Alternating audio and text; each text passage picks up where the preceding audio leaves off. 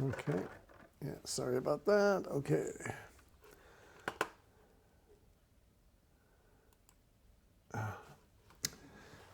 Okay.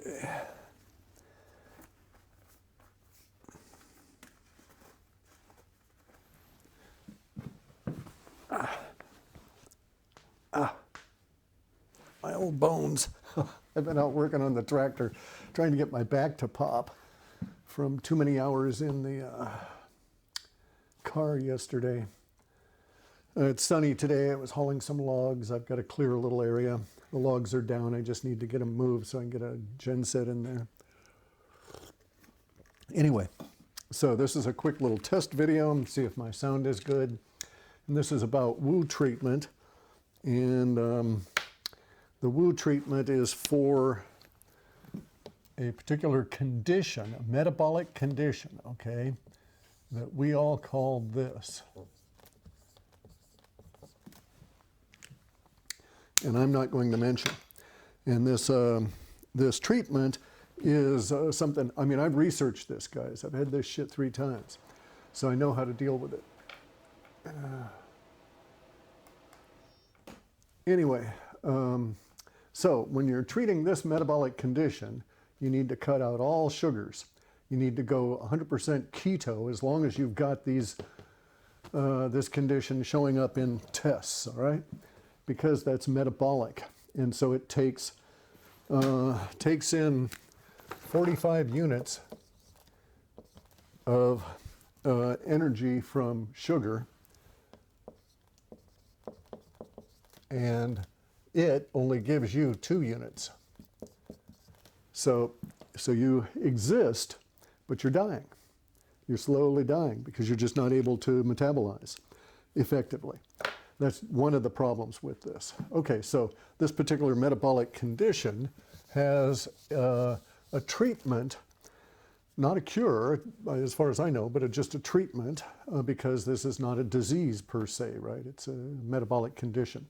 And it originates from a spark of activity somewhere in this appropriate set of conditions that allow that spark of activity to create the metabolic condition. Then once it's engaged, it feeds on the body.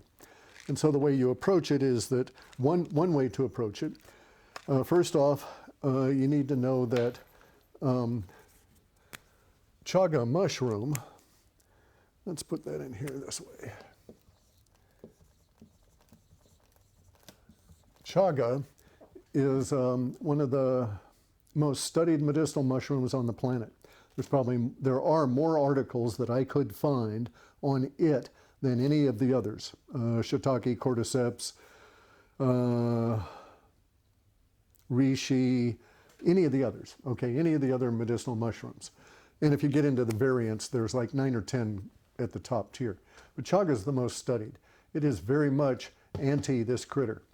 And the Native Americans around here, before white men's medicine, before Western medicine, in order to effectively treat bowel cancer, and stomach cancer. Bear in mind now, okay, so this is true. You have to go and get the exact numbers, but this value is true.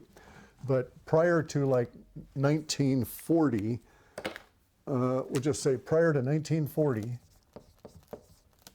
of all of the people that died of this,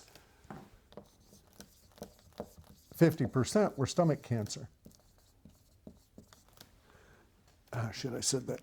Anyway, were for the stomach.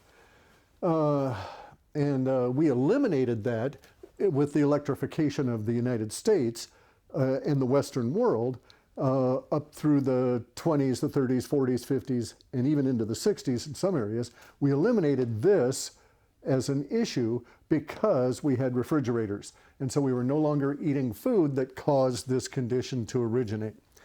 And so there was a direct correlation between this form of that metabolic condition and refrigeration being introduced. So there's you can have some meta conclusions here. It's safe to say that if you reduce that particular form of this particular metabolic condition by 90%, just by bringing in refrigeration, you can say, aha, it was probably the food and hygiene, that kind of thing, right? So anyway, so chaga is an essential component to anything I do for anti-metabolic condition. Now, the other big one I want to talk about is this stuff called Fenbendazole. There we go. Fenbendazole. This is laboratory purity. This is USP grade, right? Laboratory tested. Human grade. And so that's what you look for. You look for this word, Fenbendazole, when you go to Amazon for humans. Because there's also this stuff for dogs and horses. And we're going to get into this real quick. Then I'm going to go do another interesting video. All right, so we have Fenben. But, okay, so the reason we know that this works against that is because they use this for deworming dogs, cats, horses. Not so much cats, but dogs and horses and mice. And so they dewormed mice in laboratories with this stuff. And they'd give it to them just routine. And at first they thought they were getting bad mice because they took them a while to track it down to this particular substance. And they tracked it down to this particular substance in the 1960s. All right? So we've known since the 1960s that this was an effective treatment for that. But nobody tells anybody. The reason that we know is because of a meta-conclusion, that if you give mice this stuff in order to deworm them, they cannot get that metabolic condition, even if they're bred for it and you give them stuff to make it happen. They just don't get it. It's like just rolls off their back like, water off a duck. It just does not hassle them at all. So this works for that. Now, in the 1960s, they knew that it worked for mice, and some people explored it for humans. And it crapped out. It didn't do shit. It was totally worthless. Or rather, it was statistically not worth messing with, even though it's cheap. Even though it's cheap to make, quality is good and all of that, in the 60s, they decided it was not worth pursuing for this because it was only like 1% effective. Well, here's the thing. In mice don't have to worry about supplements the way that primates do. Okay, mice don't have an evolved vagus nervous system the way that primates do. Both of those, the way that mice maintain and have optimal vitamins and the nature of their vagus nervous system meant that this worked on them where it did not work on humans. But turns out we can make it work on humans. So Fenbendazole is now being produced and sold on Amazon as Fenbendazole for humans. And so if you have this condition, then you should probably get this and try it. But here's the key. You've got to have optimal vitamins, which means for your body size, you've got to get yourself saturated with vitamin D and vitamin C. Now, the D can have K2 with it, which helps men produce testosterone and helps women regulate testosterone and estrogen. Okay, so that's a big boost if you get the D with the K, D3 actually with K.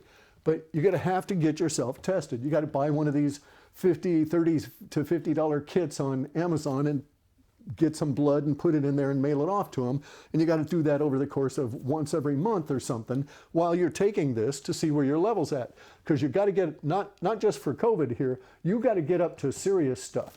So if you had this condition here, and see, I read all this stuff. I read vast quantities of material. So I'm not going to show you my sources because I don't collect it.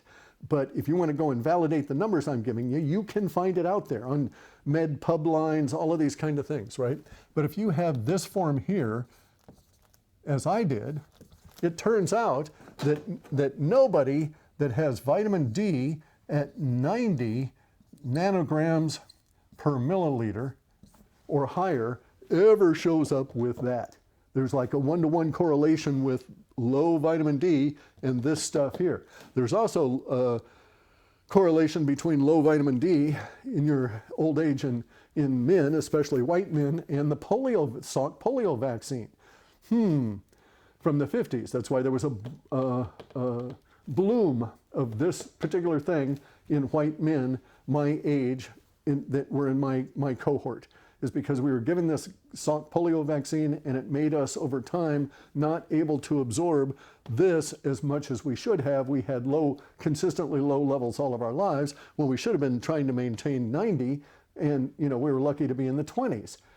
And so it's directly associated with that. So you've got to understand that in order to make Fenben work for you, no matter what type of metabolic condition you have, you've got to get your vitamin D and vitamin C optimal, okay? You feel good when you've got, even with that, you'll feel a pump up from the vitamin D and the vitamin C when you get it in there.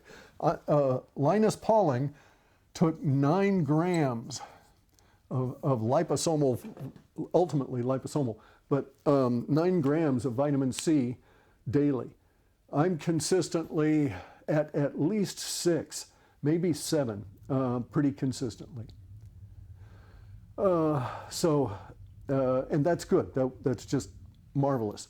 But start off easy because it can get your gut.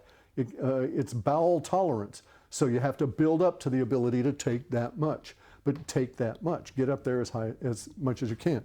Then there's one other aspect for Fenben, okay? And that's this you got to have vitamin E.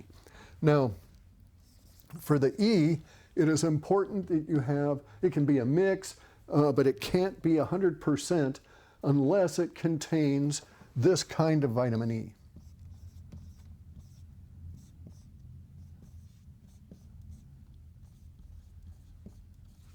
Tocotrienol, okay? It's got to have at least some tocotrienols in it.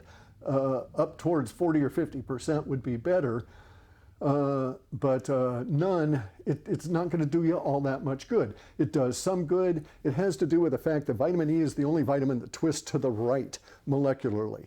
Okay, so all other vitamins twist to the left, as most of the molecules within our body twist to the left in terms of how they form.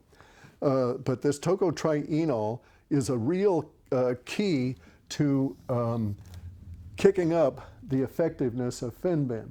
And then, certainly get selenium, zinc, all the other antioxidants and all this kind of stuff. Certainly take as much of that stuff as your system will tolerate. But for Fenben, you really only need to get D, C, and E as long as it's in tocotrienol form.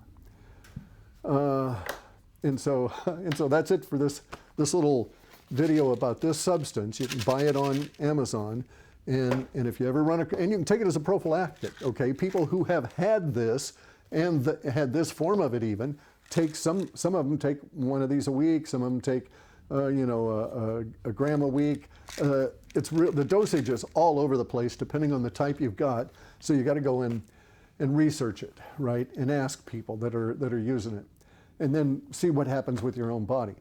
It's also well tolerated. It doesn't trash your gut, and it's very, very, very effective. And I've had dozens of reports of individuals that have personally used it, that I knew before they knew they had this metabolic condition, etc. So I know they're not bullshitting.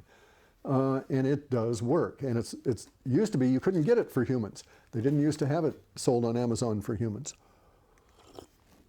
So some aspect of the market is wising up. Again, I don't make anything off of this. This is from, let's see, Fenben Labs. Okay, I just bought some, right? Because I've had this shit, and I ain't going to get it again, and I'm not going to let it kill me. So I do that, and I'm going to do this should the need arise. I don't have to now. I'm cancer-free. But I have Chaga tea. I have my Chaga tea every damn day, at least 2 cups. And I'm optimally on my vitamins all the time. And Chaga, by the way, has a great deal of vitamin D. But you can't rely on it for the Fenben. You got to maximize your vitamin D and make sure you're there, that you're way the hell up. Shade towards 90 if you've got that form. That's all on this particular video. I got to get ready and set up for this next one.